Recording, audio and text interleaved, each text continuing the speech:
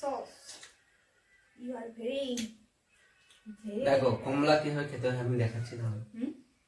কমলা এইভাবে খেতে হয়, কমলাকে এইভাবে এই দিক থেকে। আর সবাইকে যা শেখাও জ্ঞান দাও না কেন, যা খুশি তুমি শেখাবে জ্ঞান দেবে, কিন্তু কমলা লেবু শুধু কমলা লেবু নয়, খাওয়াটা কাউকে শেখাতে হবে না, আর সব বিষয়ে তুমি জ্ঞান দাও। তুমি কমলা লেবু কিভাবে খেতে হয় তুমি আমাকে শেখাও, আমাকে দেখাও। এই ওইটা হচ্ছে রং, ওইভাবে কমলা লেবু খেতে নেই। আমি দেখাচ্ছি, দেখানো শেষ হয়নি, আরেকটা প্রসেস দেখো। বলো, দেখো। এটাকে ছাড়িয়ে নেবে, ছাড়িয়ে নিলাম। যে যেমন খেতে পারে। হ্যাঁ বলো।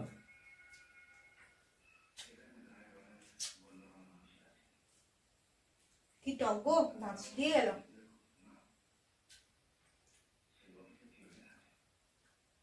দানাগুলোকে বের করে নাও।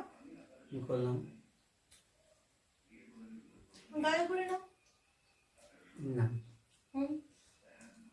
সোজা করে কমলা লেবু খাওয়ার প্রসেসটা হচ্ছে এই ফুড ছাড়লাম, ঠিক আছে? এই তোমাকে হাত ধুতে যেতে হবে বা হাত মুছতে যেতে হবে। এই ফুড ছাড়লাম, ঠিক আছে? বীজ থাকে এইখানটায়, জাস্ট এইখানটায় একটা কিংবা দুটো বীজ থাকে। এটাকে আমি আর পাশের লোকগুলো কানা হয়ে যাবে, তোমার খাওয়ার প্রসেস পাশের লোকগুলো কানা হয়ে যাবে। এরকম ফেলে দিলাম, এরকম, ঠিক আছে?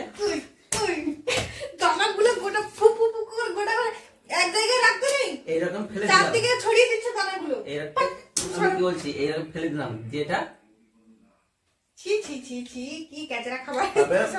এই হাতে যে রস আটকে আছে এইরকম ছিল, এরকম। এটা হচ্ছে অরিজিনাল প্রসেস। এটা অরিজিনাল প্রসেস, তোমার অরিজিনাল প্রসেস মানে তোমার হাতের এটা আমার খাওয়ানো পরিষ্কার হয়ে গেল।